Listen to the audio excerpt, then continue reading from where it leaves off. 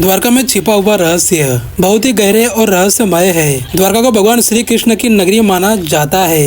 यह वर्तमान में गुजरात के समुद्र तट पर स्थित है, परंतु इसके बारे में कई गुप्त और रहस्यमयी तथ्य बताए जाते हैं। द्वारका में छिपे रहस्य। समुद्र के नीचे डूबी हुई नगरी। पुराणों और महाभारत में उल्लेख है कि श्री कृष्ण की मृत्यु के बाद द्वारका समुद्र में समा गई। श्री कृष्ण की मायावी नगरी द्वारका को स्वर्ण नगरी कहा जाता था। कहा जाता है कि यह नगरी समुद्र देवता समुद्र राज्य से प्राप्त भूमि पर बनाई थी।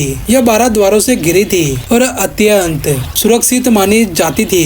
द्वारका को श्राप और विनाश। महाभारत के बाद गांधारी ने श्री कृष्ण को श्राप दिया था कि उनकी यदुवंशीय नगरी आपसी कलह से नष्ट हो जाएगा। श्राप के प्रभाव से यदुवंशी आपस में ही युद्ध करने लगे और अंततः पूरा वंश नष्ट हो गया। इसके बाद समुद्र ने द्वारका को निगल लिया। समुद्र में गुप्त द्वार। समुद्र के उत्खनन से इसे शिलाखंड मिले जो द्वार जैसे दिखते हैं। कहा जाता है कि द्वारका के नीचे गुप्त मार्ग और सुरंगें थी जिससे राजा और सैनिक कहीं भी तुरंत पहुंच सकते थे। प्राचीन वास्तुकला का चमत्कार। समुद्र के नीचे मिली दीवारें, मंदिर और स्तंभ यह दर्शाता है कि उस समय अत्यंत उन्नत वास्तुकला और नगर योजना थी। कहा जाता है कि द्वारका की वास्तुकला इतनी मजबूत थी कि सामान्यता वह कभी नष्ट नहीं हो सकती।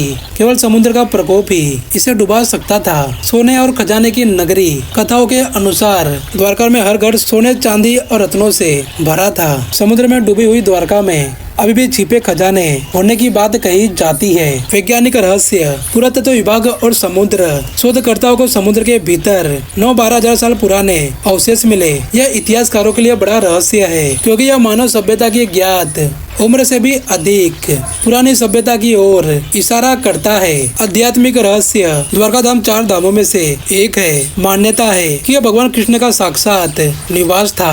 द्वारका मंदिर में श्री कृष्ण के 4 हाथों वाले स्वरूप की पूजा की जाती है जिसे बहुत रहस्यमयी माना जाता है। द्वारका में छिपा हुआ रहस्य केवल पौराणिक कथा नहीं बल्कि ऐतिहासिक और वैज्ञानिक दृष्टि से भी महत्वपूर्ण है। यह दुनिया के सबसे प्राचीन और रहस्यमयी सभ्यताओं में से एक है जो समुद्र में छिपी है।